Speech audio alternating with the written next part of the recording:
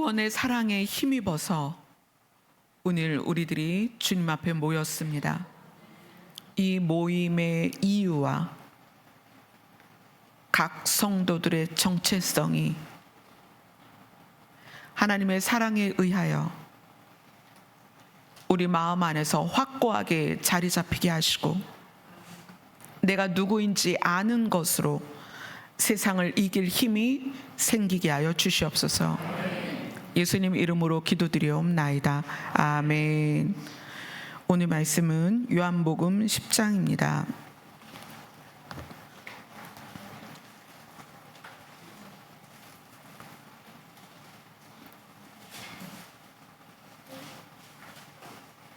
요한복음 10장 31절부터 35절까지입니다.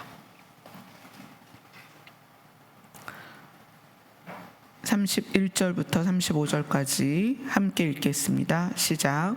유대인들이 다시 돌을 들어 치려 하거늘 예수께서 대답하시되 내가 아버지로 말미암아 여러 가지 선한 일로 너희에게 보였거늘 그 중에 어떤 일로 나를 돌로 치려 하느냐.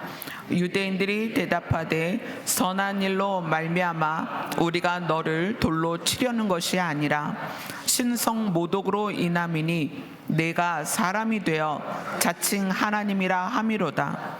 예수께서 이르시되 너희 율법에 기록된 바 내가 너희를 신이라 하였노라 하지 아니하였느냐.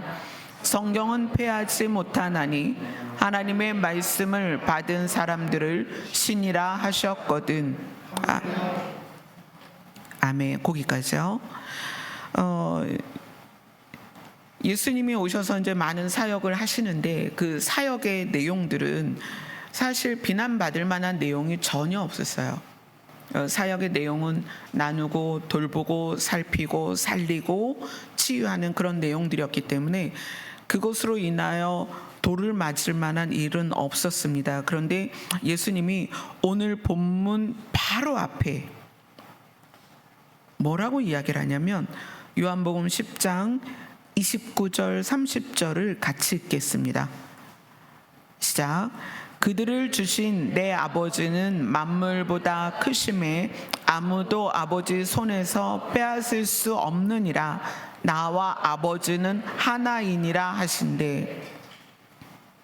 유대인에게 있어서 하나님이라는 분이 신으로서의 절대성, 그것이 인간과 극명하게 다르다고 생각했어요. 그래서 인간이 신을 부를 때에는 그 신이라는 것조차 입으로 내뱉거나 글로 쓸 수도 없다. 감히 사람이 어떻게, 이런 개념을 갖고 있었기 때문에 너무나 많은 일들을 행하는 예수님을 보면서 정말 저자가 신의 아들일까라는 의구심을 품었던 유대인들이 예수님의 입으로 나와 아버지는 하나다, 즉 나는 하나님과 하나다라는 말에 분노를 하는 거예요. 아니, 왜냐면 출생을 알잖아요. 예수님이 어디서 태어나서 어떻게 자라서 누구랑 구슬치기를 했고 누구랑 딱지치기를 했고 이런 걸 다 알잖아요. 언제 말을 틔웠고 동네 사람이 다 알잖아요. 그런데 그런 눈으로 보이고 만져지는 사람으로서의 예수님이 나는 하나님과 하나다라고 얘기를 하는 거예요.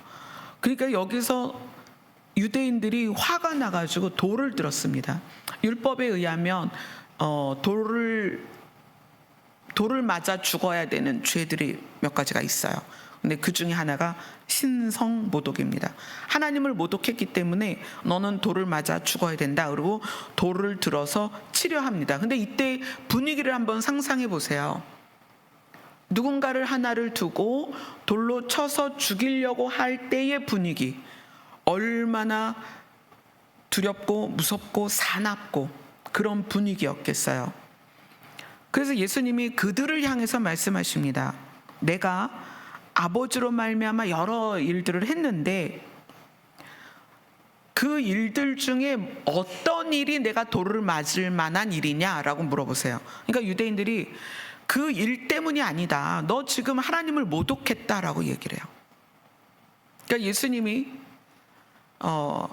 내가 하나님을 모독했는지 성경에서 근거를 대보자. 그리고 이스라엘 사람들이 가장 사랑하는 게 시편이에요. 그 조상들의 노래이고 고백이고 자기들이 그것에 음을 붙여서 늘 입술로 불렀기 때문에 시편을 사랑합니다. 근데 예수님이 시편을 가지고 그들에게 시편에 이렇게 나와 있는데 내 말이 과연 신성 모독이냐라고 반문을 하세요. 시편 82편으로 갑니다.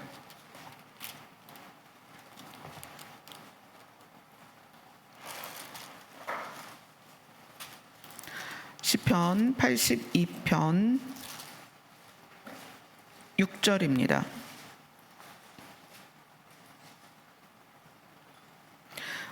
1절도 읽고 6절도 읽고 하겠습니다. 먼저 1절을 읽겠습니다. 시작. 하나님은 신들의 모임 가운데에 서시며 하나님은 그들 가운데서 재판하시느니라. 자, 6절을 읽겠습니다. 시작. 내가 말하기를 너희는 신들이며 다 지존자의 아들들이라 하였으나. 자, 시편에서 이 시는 이제 아삽의 시다 이렇게 표현이 되어 있는데 왜 이 시인은 사람들을 신들이라고 말을 했으며 지존자의 아들들이라고 하였는가? 왜냐하면 출생, 우리 모두의 출생은 족보에 쭉 그 출생의 근거들이 나와 있죠. 그러나 모든 족보를 올라가서 최종적으로 어디에 가서 멈추냐면 인류는 아담에서 멈춥니다. 근데 그 아담을 누가 만드셨어요? 하나님이 만드셨다는 거예요. 그 인류의 시작이 아담인데 그 아담이 누구로부터 시작했느냐? 하나님으로부터 출발했다. 그래서 이 82편을 지은 이 시인은 당당하게 말하는 거예요. 너희는 다 신들이다. 누구로부터 출발했기 때문에? 하나님으로부터 출발했기 때문에 다 지존자의 아들들이다 라고 이야기를 했어요. 근데 그것에 대하여 구약의 세대들이 이 내용을 받아들였기 때문에 시편 안에 들어있는 거예요. 그래서 예수님이 나는 하나님과 하나다라고 말한 것에 의하여 돌을 맞아야 되는 상황에서 예수님이 시편 82편을 꺼내는 거예요. 너희의 조상들이 뭐라고 했는지 봐라. 너희는 신들이며 다 지존자의 아들들이다 라고 얘기했을 때 그것을 나누던 이 시편 82편이 지어지고 노래로 불렸던 시대의 유대인들은 이것을 기쁨으로 받았다는 거예요. 너희가 이것을 기쁨으로 받아놓고 이제 와서 왜 내가 하나님의 아들이라고 말하는 것에 대하여, 내가 하나님과 동일하다는 것에 대하여 돌을 들려고 하느냐. 근데 이것은 예수님이 자기 자신의 정체성에 대한 반문이기도 하지만 그들에 대한 반문이기도 해요. 너희의 조상들은 너희가 하나님의 아들들이라는 것을 알았는데 왜 너희는 모르니? 라고 반문하는 거예요. 유대인에게 예수님이 반문하는 거예요. 봐, 시편에 있잖아. 너희의 조상들은 이걸 깨달았어. 너희의 조상들은 그들이 다 자기 자신들이 신들이며 지존자의 아들이라는 것을 조상들은 깨달았어. 근데 왜 너희는 성경을 연구하고 성경을 가르치고 그래서 제사장으로서 율법사로서 그것을 감당하는 너희들은 왜 이걸 모르니? 나는 오히려 이 조상이 말하는 이 시편의 내용을 가지고 말하고 있잖아. 나는 하나님의 아들이며 나는 하나님과 하나다. 그런데 어떻게 내가 돌을 맞아서 죽어야 되겠냐라고 반문을 하시는 거예요. 자, 다시 본문으로 돌아가서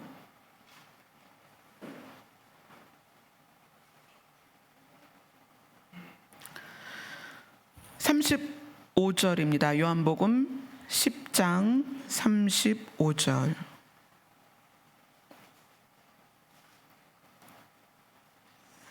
같이 읽습니다. 시작.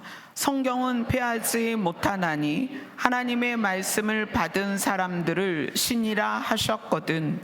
자, 요 내용은 뭐냐면 그 시편에서 시편 82편의 1절에서 신들의 모임에 이 신들이 누구냐면 하나님의 음성을 받거나 예언을 받거나 계시를 받은 사람들이 백성들을 가르치고 재판하고 돕는 사람들의 모임을 말하는 거예요. 그러니까 그때 당시는 제사장들이나 또는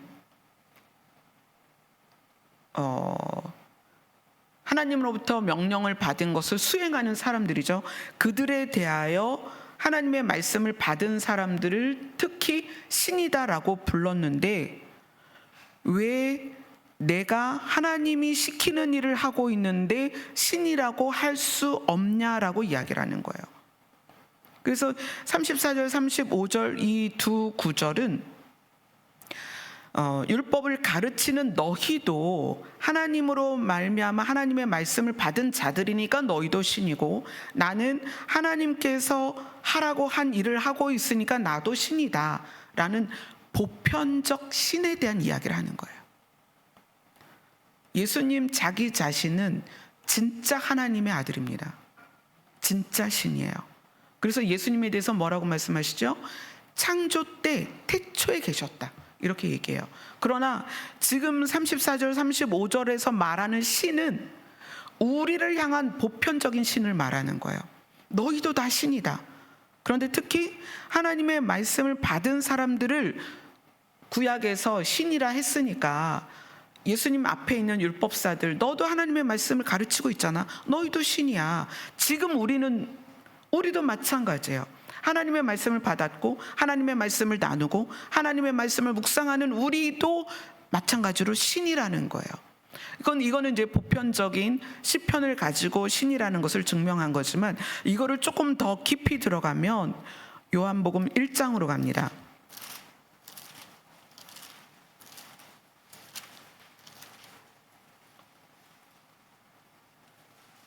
요한복음 1장 1절부터 3절까지입니다. 요한복음 1장 1절로 3절입니다. 시작. 태초에 말씀이 계시니라. 이 말씀이 하나님과 함께 계셨으니 이 말씀은 곧 하나님이시니라. 그가 태초에 하나님과 함께 계셨고 만물이 그로 말미암아 지은 바 되었으니 지은 것이 하나도 그가 없이는 된 것이 없느니라. 요한복음의 저자 사도 요한은 예수님을 말씀이다라고 표현을 했어요. 근데 예수님이 말씀이다, 예수님은 하나님과 함께 계셨다. 언제 함께 계셨다? 태초부터 함께 계셨다. 그래서 그로 말미암아 하나님과 예수님과 성령님 그분들로 말미암아 온 세상이 지은 바 되었다라는 것을 설명을 합니다. 그런데 예수님을 말씀으로 표현한 이 부분이 오늘 본문에서 어떤 의미가 있냐면, 예수님이 말씀하시죠. 율법에 기록된 바 내가 너희를 신이라 하였노라 하지 아니하였느냐. 그때의 신들은 율법을 가르치거나 또는 하나님으로부터 직접 계시를 받아서 계시를 백성들에게 알려줬던 그들을 신이라 하였는데, 오늘날 이때에 예수님 앞에 있거나 또는 오늘날 우리에게는 이게 어떻게 적용이 되냐면, 성경은 패하지 못하나니 그때도 하나님의 말씀을 받은 자들을 신이라 하였다면 지금도 하나님의 말씀을 받은 자들은 신이다. 근데 그 말씀이 누구다? 태초에 천지를 창조할 때부터 계셨던 예수님이다. 그 예수님을 말씀이라고 요한이 설명하면서 이 요한복음에서 그 예수님이 설명한 부분, 내가 너희를 신이라 하였노라, 성경은 패하지 못하나니 하나님의 말씀을 받은 사람들은 신이었다. 구약에. 지금 마찬가지로 예수님이 말씀이다. 말씀이 육신이 되어 오셨다. 그 말씀을 받아들인 사람은 지금 여전히 신이다. 아까 강단에 올라와서 딱 기도를 하는데 이것이 신들의 모임이다 말씀하셨어요. 왜 이 장소가 신들의 모임일까요? 태초부터 하나님과 함께 계셔서 천지를 창조하시는 모습에서 또 자기의 형상대로 사람을 만드는 상황에서 함께 계셨던 예수님이 실제로 우리에게 오셨는데 그 예수님을 하나님의 말씀이라고 표현을 했어요. 그분을 우리 안에 모셔드리면 그분이 신이시기 때문에 신을 모신 우리가 누구다? 신이다. 그래서 이 장소는 신들의 모임입니다. 아멘. 여러분 각자는 신입니다. 여러분의 옆에 사람들을 보세요. 남편도 있고 아내도 있고 지금 여러분은 신을 보고 있는 거예요. 조금 부족한 신도 있고 조금 똑똑한 신도 있고 조금 뚱뚱한 신도 있고 그러나 우리의 정체성이 신이라는 거예요. 하나님은 분명하게 자기의 생명을 넣어서 아담을 만드셨습니다. 근데 그것을 그렇게 표현해요. 하나님의 숨 조각이다. 다른 성경에서는 그 숨의 조각, 생명의 조각을 넣어줬다. 근데 우리가 그것을 다 받았단 말이에요. 근데 아담이 그걸 잃어버리니까 이번에는 신이 통째로 우리에게 들어오셨어요. 조각이 아니라. 예수 그리스도라는 신이 통째로 우리 안에 들어오셔서 완전한 우리를 신으로서 살게 하기를 원하셨다는 거예요. 그래서 예수님이 오늘 유대인들에게 설명하는 거예요.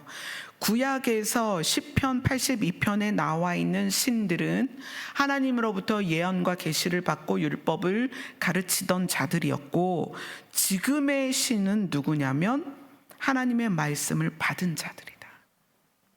그게 곧 너희다. 그게 곧 지금 우리입니다. 오늘이 무슨 날이냐면 성령 강림 주일입니다. 이 성령 강림 주일이 교회가 초대교회부터 지금까지 해서 교회들이 지키는 절기 3대 절기가 있어요. 하나는 예수님이 초림하신 것을 기념하는 성탄절이 있고요. 하나는 예수님이 부활하신 것을 기념하는 부활주일이 있어요. 근데 오늘은 뭐냐면 성령 강림절입니다. 성령 강림절은 그렇게 시작한 이유가 있죠. 사도행전으로 가보겠습니다. 요한복음 다음에 사도행전 2장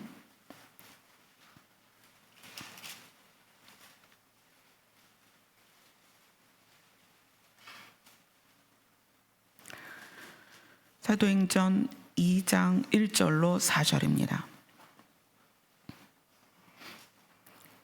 같이 읽습니다. 시작. 오순절 날이 이미 이름에 그들이 다 같이 한 곳에 모였더니 호련히 하늘로부터 급하고 강한 바람 같은 소리가 있어 그들이 앉은 온 집에 가득하며 마치 불의 혀처럼 갈라지는 것들이 그들에게 보여 각 사람 위에 하나씩 임하여 있더니 그들이 다 성령의 충만함을 받고 성령이 말하게 하심을 따라 다른 언어들로 말하기를 시작하니라. 강림이라는 단어는 강림이라는 단어는 신이 인간에게 내려올 때 쓰는 단어예요. 강림이라는 단어는 흔하게 쓰지 않죠. 근데 이때 오순절날 제자들이 모여 있는 마가의 다락방에 성령께서 오셨습니다. 요거는 좀 내주하는 성령하고는 좀 달라요.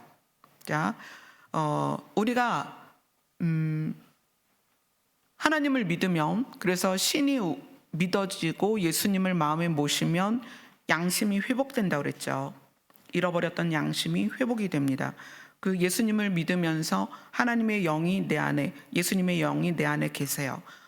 이거는 하나님의 영의 내주입니다. 내 안에 계신다. 그런데 이 성령 강림 사건은 뭐냐면 하나님의 영이 특별히 이날 내주하는 성령 말고 일하시는 하나님의 영이 강력하게 임하신 거예요. 그래서 그거를 이렇게 표현해요. 성령의 충만함. 그래서 내 안에 내주하신 성령이, 하나님께서 기름을 부어서 이 성령이 외적으로 드러날 정도로 충만해진 거예요. 사역을 하고 자기 자신을 드러내고 증거를 보여주는 거죠. 그래서 다른 나라 말로 하기 시작합니다. 다른 언어를 쓰기 시작해요.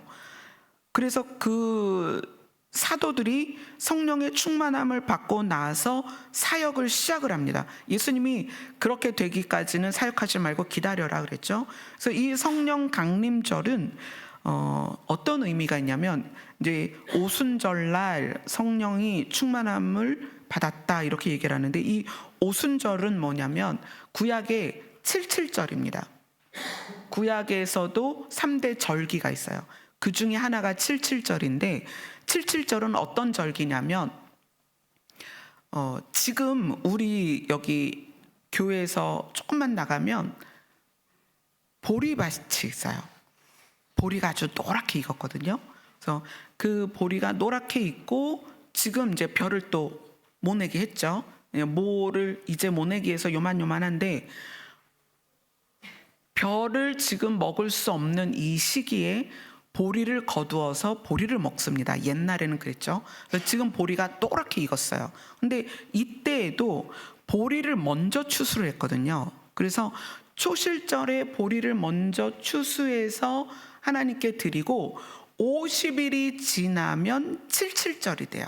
맥추절이라고도 하죠. 그래서 초실절에는 보리를 하나님께 드리고 맥추절 또는 77절에는 밀을 하나님께 드렸어요. 사실 밀이 주식이니까 밀을 하나님께 드리면서 감사하고 축제를 했는데, 이 77절날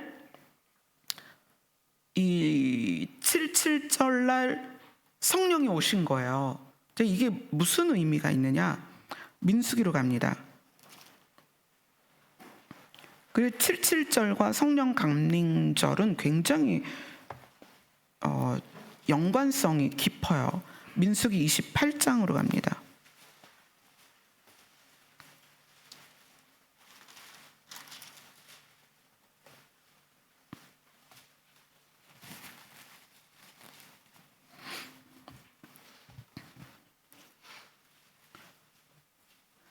자, 77절에 대해서 민수기 28장 26절 한 절만 읽겠습니다. 시작.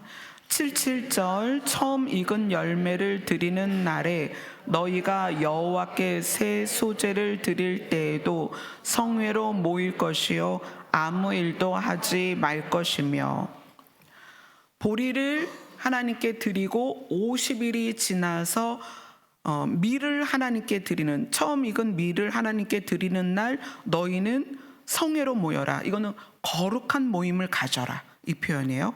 거룩한 모임을 가져라. 근데 처음 익은 열매를 드리고 거룩한 모임을 갖는 77절에 성령이 임하셨다는 거예요. 이것을 우리 신약 성경에선 오순절 이렇게 표현하고 있죠. 이 오순절이 77절인데 이 오순절날 성령이 오셨습니다. 근데 이 오순절은 어떤 날이냐면 이 날이 예수님이 부활하시고 50일이 되던 날이에요. 이 오순절이 77절입니다. 77절은 보리를 드리고 50일째 되는 날 밀을 드린 거죠. 밀을 드리면서 감사 예배를 드리는 거예요. 그리고 거룩한 모임을 갖습니다. 그런데 이 성령 강림절, 성령이 오신 날은 어떤 의미가 있냐면 예수님이 부활하시고 50일이 돼서 성령께서 오셨다는 거예요. 자, 이거는 어떤 의미냐? 오늘 본문에서 예수님이 우리에게 강력하게 말씀하시는 것이 너희는 신이다. 너희 안에 신성이 있다, 이걸 얘기하시는 거거든요. 근데 이 성령 강림절은 예수님이 사람의 모습으로 오셔서 사람의 과정을 가셨습니다. 그러니까 죄의 짐을 지고 십자가에 못 박혔다가 죽었어요. 이건 사람의 모습이에요. 예수님의 신성은 어디서 드러나는 거예요? 부활에서 드러나는 거예요. 예수님의 신성은 부활에서 나타나는 거예요.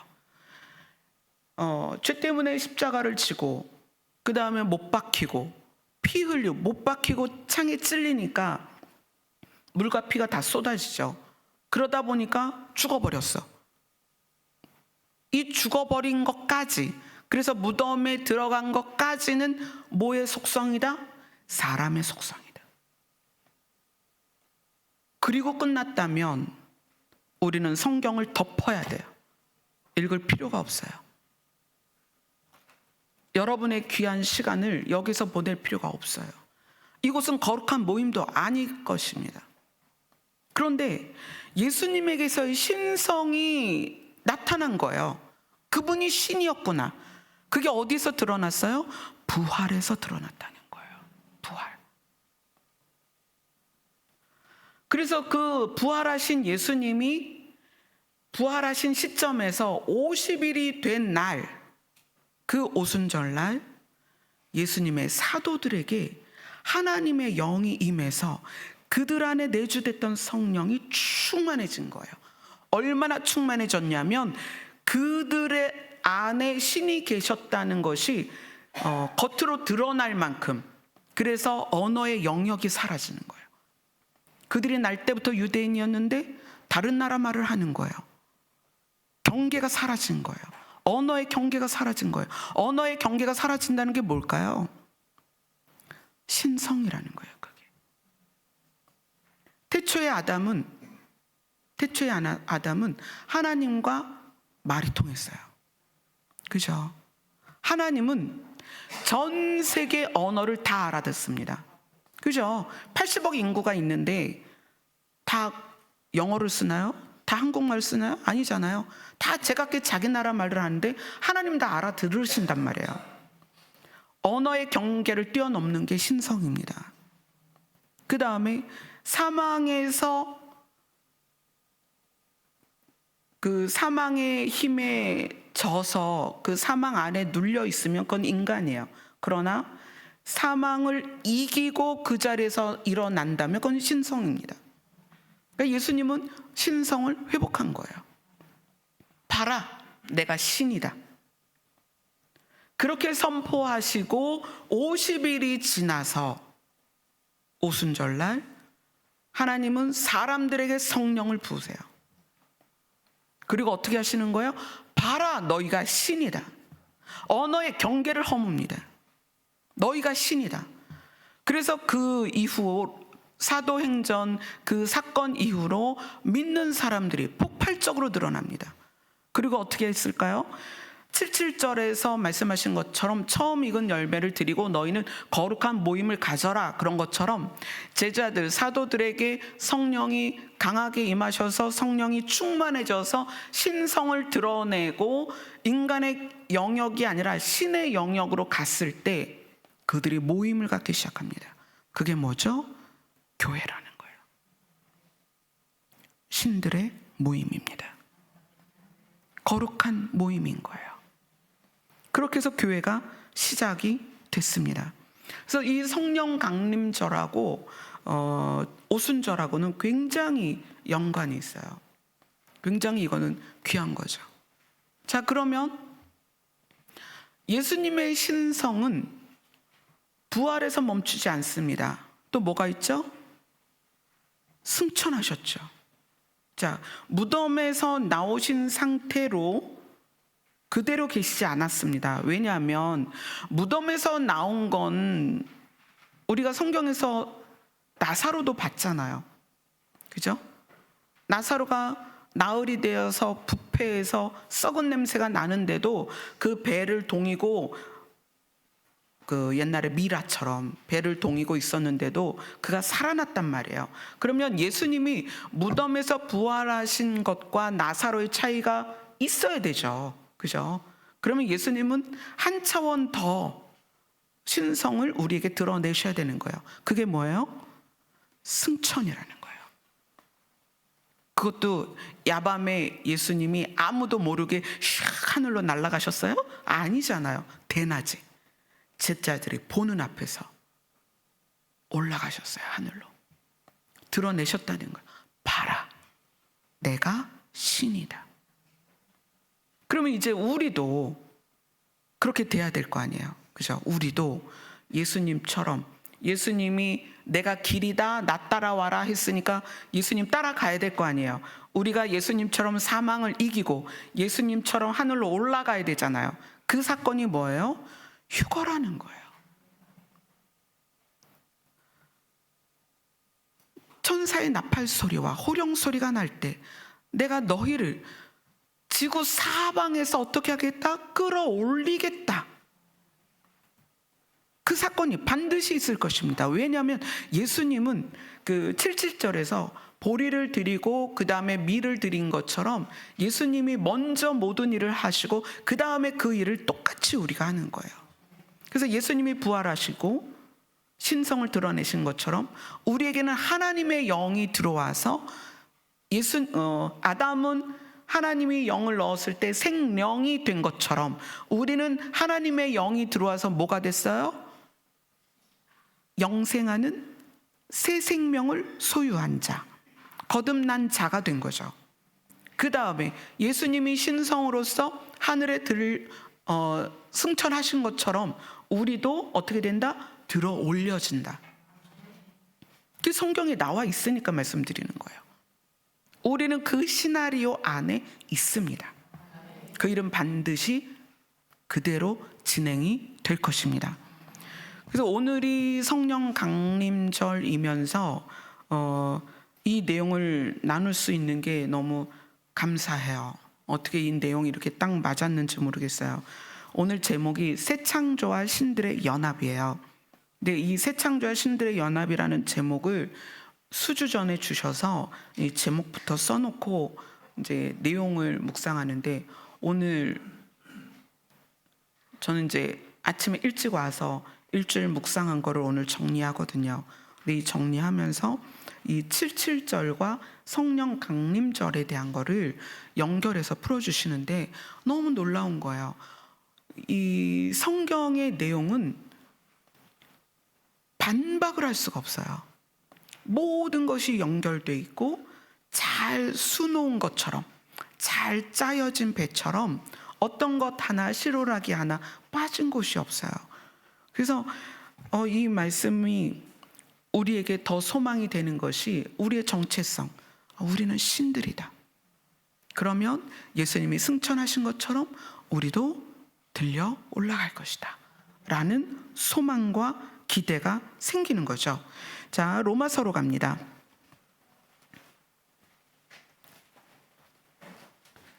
로마서 8장입니다.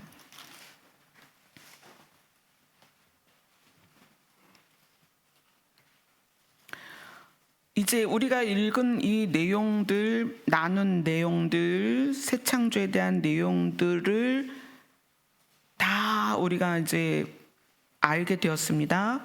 그래서 이제 이것이 이해가 되는 거예요. 로마서 8장 18절부터 25절까지입니다. 같이 읽겠습니다. 시작. 생각하건대 현재의 고난은 장차 우리에게 나타날 영광과 비교할 수 없도다. 피조물이 고대하는 바는 하나님의 아들들이 나타나는 것이니, 피조물이 허무한데 굴복하는 것은 자기의 뜻이 아니요 오직 굴복하게 하시는 이로 말미암은 것이라. 이 말하는 것은 피조물도 썩어짐의 종노릇한 데서 해방되어 하나님의 자녀들의 영광의 자유에 이르는 것이니라. 피조물이 다 이제까지 함께 탄식하며 함께 고통을 겪고 있는 것을 우리가 아느니라. 그뿐 아니라 또한 우리 곧 성령의 처음 익은 열매를 받은 우리까지도 속으로 탄식하여 양자될 것 곧 우리 몸의 속량을 기다리느니라. 우리가 소망으로 구원을 얻었음에 보이는 소망이 아니니 보는 것을 누가 바라리요. 만일 우리가 보지 못하는 것을 바라면 참음으로 기다릴지니라. 아멘. 생각하건대 현재의 고난은 우리가 지금 이 땅에서 살아가면서 겪는 많은 일들이 고난이라는 말로 대치가 됐어요. 힘든 거예요. 이 세상을 사는 게. 어린 예영이부터 라헬이부터 우리 어르신 스테파노스 어르신까지 세상을 사는 건 한마디로 정의하면 고난이다. 참 힘들다. 제가 주중에 상담을 했는데 그 청년이 그런 얘기를 하더라고요. 왕은 왕관을 쓰잖아요. 왕은 왕관의 무게를 견뎌야 된다. 그러니까 왕이 좋기만 한 건 아니라는 거죠. 왕관의 무게. 책임감이죠. 해야 할 일. 근데 우리는 이 땅에 살면서 각자의 책임감이 있고 해야 될 부분들이 있어요. 꼭 해야 되는 것들이에요. 그러다 보니까 그것이 쉽지 않아요. 그래서 이거를 고난이다. 현재의 고난은 장차 우리에게 나타날 영광과 비교할 수 없다. 영광이라는 단어를 제가 처음 비춤을 받았을 때 너무 놀랐어요. 아주 많이 아픈 분이 계세요. 그분을 이제 신방을 가기 위해서 준비를 하는데, 내가 그를 통하여 나의 영광을 드러낼 것이다 말씀하셨어요. 늘 쓰던 단어잖아요. 영광이라는 단어 많이 썼죠. 찬양에도 있고. 근데 그날 하나님이 그 아픈 분을 통해서 무엇을 드러내실 거예요? 하나님의 영광을 드러내신다고 하는데 그 영광의 구체적인 게 뭐예요? 그랬더니 영광은 하나님이 신이시라는 것을 드러낸다는 거예요. 하나님이 신이신 것, 그게 영광이라는 거예요. 그 영광스럽다, 신 같다, 신스럽다, 영광을 올려드린다. 하나님은 신이십니다. 그걸 고백하는 거예요. 근데 우리에게 나타날 영광이 있다는 거예요. 우리가 신으로서 드러날 때가 온다는 거예요. 놀라운 영광입니다. 지금 현재의 고난은 우리에게 나타날 영광과 비교할 수가 없다. 너무나 놀랍기 때문에 비교할 수 없다. 피조물이 정말 간절히 기대하고 있는데 19절에 보면 피조물이 고대하는 바는 간절히 기대하고 있는 것은 하나님의 아들들이 나타나는 것이다. 하나님의 아들들이 나타난다는 게 하늘에서 천사가 날아오는 게 아닙니다. 우리 모두가 하나님의 자녀로 세워져서, 그래서 최종적으로 하나님의 자녀로서 존재가 드러날 때를 지금 기다리고 있다는 거예요. 우리가 보편적으로 지금 말씀을 통해서 우리는 신이다, 우리 정체성은 신이다라는 걸 나누고 있지만 진짜 신으로 살 때가 오는데 그 날을 피조물이 기대하고 있다는 거예요. 왜냐하면 20절을 같이 읽습니다. 시작. 피조물이 허무한데 굴복하는 것은 자기 뜻이 아니요 오직 굴복하게 하시는 이로 말미암음이라. 자, 피조물이 허무한데 굴복했다 이렇게 이야기하는데, 허무한데 굴복한 게 뭐냐면 자기 구실을 못하게 된 것이에요. 피조물이 자기 구실을 못하게 된 것에 대하여 그거는 그들의 뜻이 아니라 그렇게 하신 하나님으로 말미암는 것이다. 자, 그러면 피조물이 자기 구실을 못하게 된 게 무슨 얘기일까요? 하나님이 천지를 창조하실 때 최종적으로 사람을 만들기 위해서 모든 환경을 만드셨습니다. 그럼 모든 환경은 누구를 위해서 존재하는 거예요? 사람을 위해서 존재하는 거예요. 그 중에 예를 들어서 아담에게 먹을 걸 주시죠. 아담에게 뭘 먹어라 하셨죠? 씨 가진 열매, 씨 맺는 채소, 이렇게 두 가지를 먹으라고 그랬어요. 씨 가진 열매, 씨 맺는 채소. 그래서 씨 가진 열매는 상상해 보면 뭐 복숭아, 자두, 수박 이런 건 씨를 가졌죠. 씨 가진 열매, 씨 맺는 채소. 그런 거는 이제 여러분들이 많이 아는, 그죠? 여러분이 먹는 채소들을 말하는 거죠. 근데 그러한 것들이 자기 구실을 못하게 됐다 그래요. 이 이야기는 뭐냐면 아담이 에덴에서 살 때에는 죽지 않기로 되어 있었어요. 죽지 않는데 먹을 건 먹어요. 그 먹을 걸 먹는데 뭘 먹냐면 씨 가진 열매와 씨 맺는 채소를 먹는단 말이에요. 근데 그것을 먹으면서 아담에게 무슨 일이 있냐면 아담의 세포가 계속 재생된다는 거예요. 새롭게. 인간은 그래서 영생할 수 있어요. 모든 세포는 새롭게 재생이 됩니다. 시스템이 그렇게 되어 있어요. 사망이 들어와서 낡아지고 고장나는 거죠. 낡아지는 것과 고장나는 개념이 없다면 세포가 새롭게 재생되는 것으로 인해서 우리는 영생할 수 있습니다. 그 시스템이 이미 에덴에 있었어요. 그리고 그 에덴에 있는 아담에게 씨 가진 열매와 씨 맺는 채소를 먹으라는 것은 그 씨는 무슨 얘기냐면 생명입니다. 생명을 계속 먹게 해주시는 거예요. 그래서 그 생명력이 아담과 하와를 계속 살게 만들어주는 거예요. 그 시스템으로 만들어 놨는데 아담이 뭘 선택했어요? 사망을 선택했죠. 너 이거 먹으면 죽어 했는데 그걸 먹어버렸어. 그럼 사망이 된 거예요. 자, 사망하게 됐기 때문에 씨 가진 열매와 씨 맺는 채소를 아무리 먹어도 사람은 죽습니다. 그죠? 아무리 먹어도 죽어요. 아무리 친환경으로 키우고 무농약으로 키워도 사람은 죽습니다. 그러니까 씨 가진 열매나 씨 맺는 채소는 자기의 역할이 아닌 거예요, 이게. 그들의 역할은 사람이 그걸 먹고 영생하는 건데 자기들이 아무리 싱싱한 열매를 맺고 푸른 채소를 계속 맺어도 사람은 먹고 죽는다. 그래서 자기 구실을 못하게 된 것을 허무한데 굴복했다. 그렇게 지금 표현을 하고 있어요.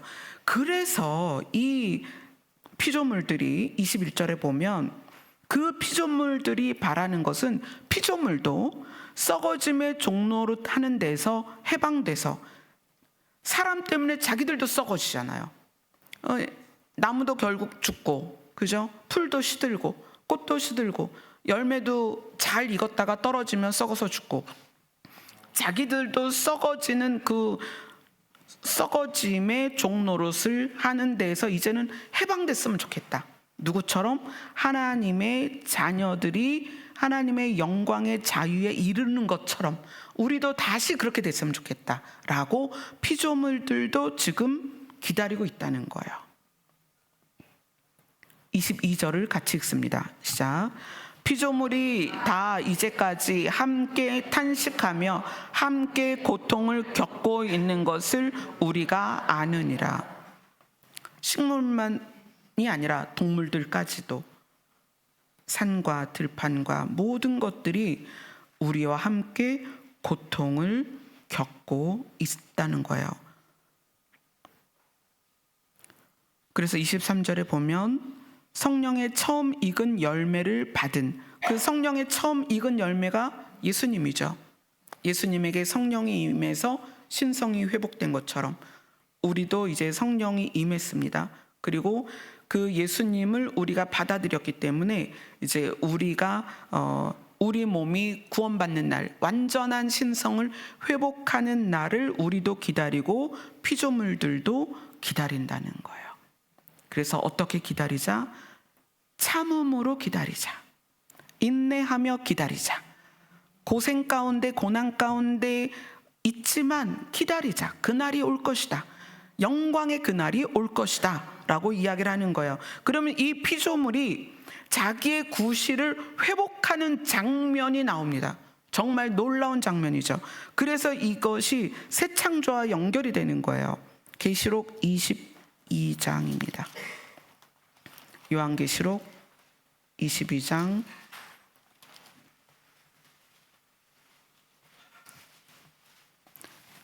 1절 2절을 같이 읽습니다.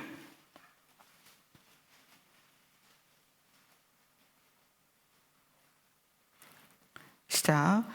또 그가 수정같이 맑은 생명수의 강을 내게 보이니 하나님과 및 어린 양의 보좌로부터 나와서 길 가운데로 흐르더라.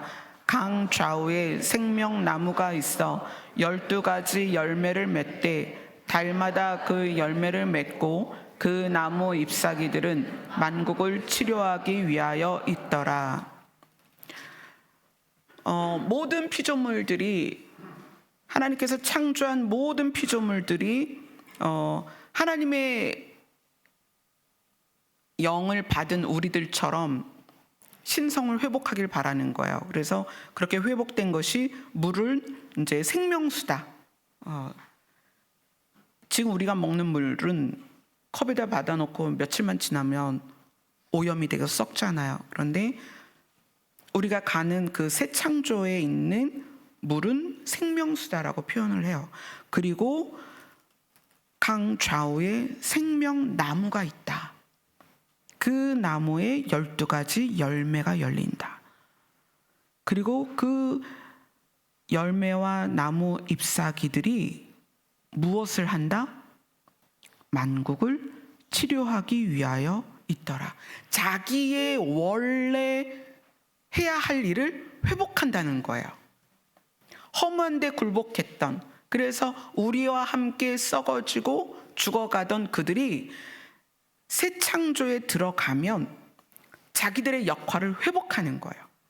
그래서 이 구절이 사실 사람들에게, 아니 새하늘과 새 땅을 가면 죽음도 없고 사망도 없고 눈물도 없는데 치료를 해야 할 필요가 있느냐, 이렇게 표현해요.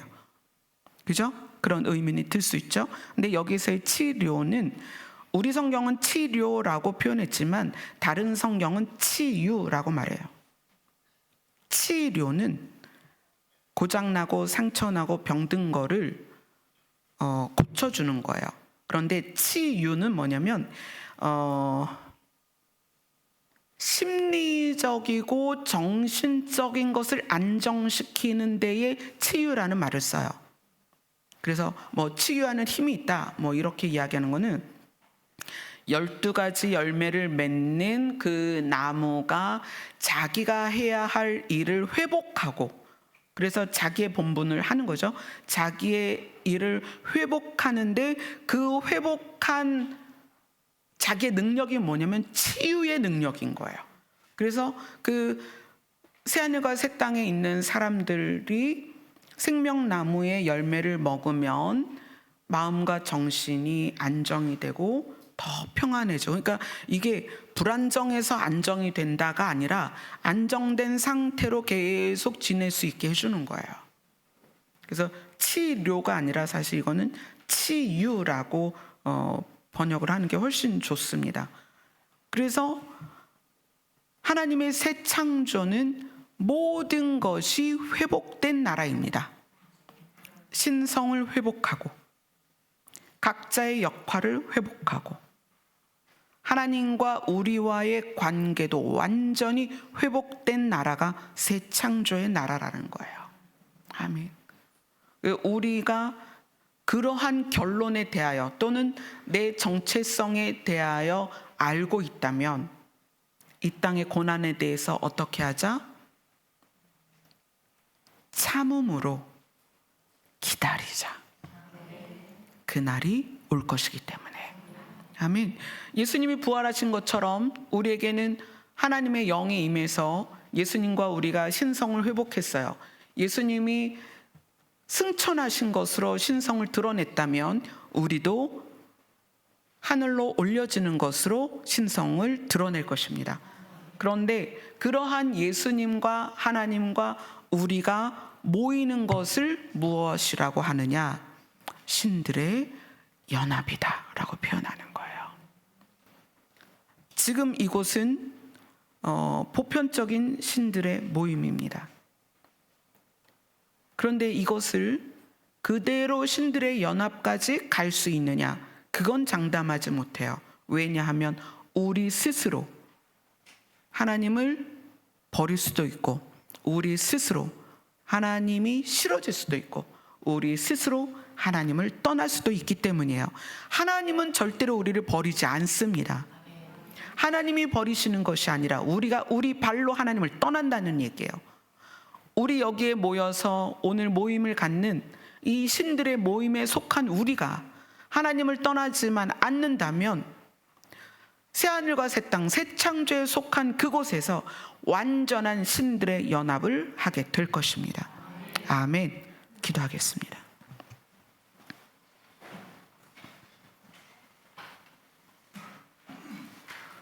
우리의 정체성이 또 우리의 정체성을 가지고 가야 할 나라에 대해서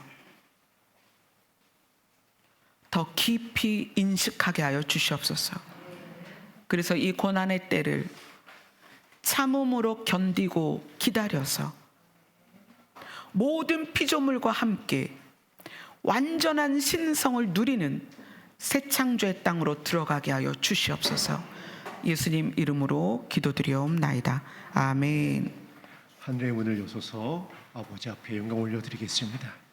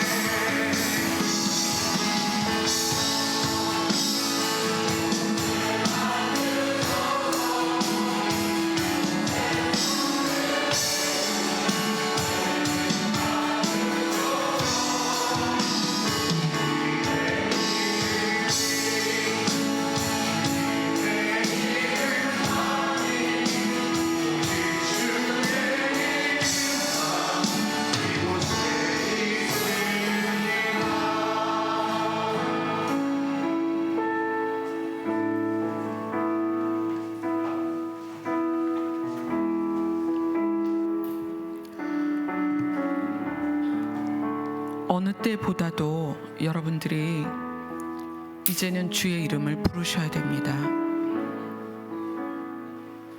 물론 세상의 힘듦이 커지는 이유도 있지만 마지막 때가 될수록 우리 안에서 사랑이 식어집니다.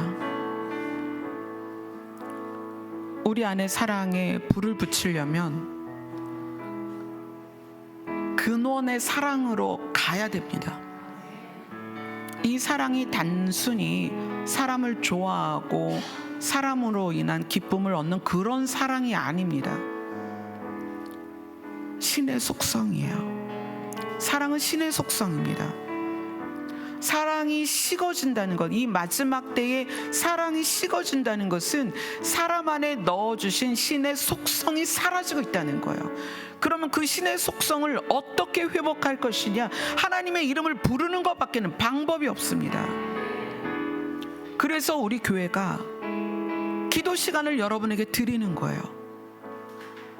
주의 이름을 부르라고.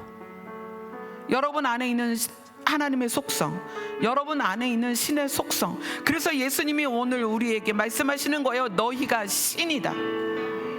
그런데 우리 안에 있는 신의 속성은 신에게 가까이 가면 활성화가 되고 인간에게 가까이 가면 소멸이 됩니다. 그래서 주일만이라도 여러분에게 허락된 이 시간만이라도 주의 이름을 부르세요. 신을 부르세요. 간절히 신께 가까이 가세요. 그래야 우리 안에 있는 신의 속성이 제자들에게 성령이 임해서 성령이 충만해진 것처럼 우리 안에 있는 신의 속성이 충만해질 수 있습니다. 기도하실 때 다른 언어들보다 주여를 부르세요.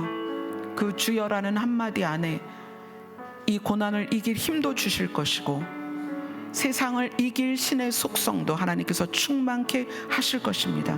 아멘. 기도하겠습니다.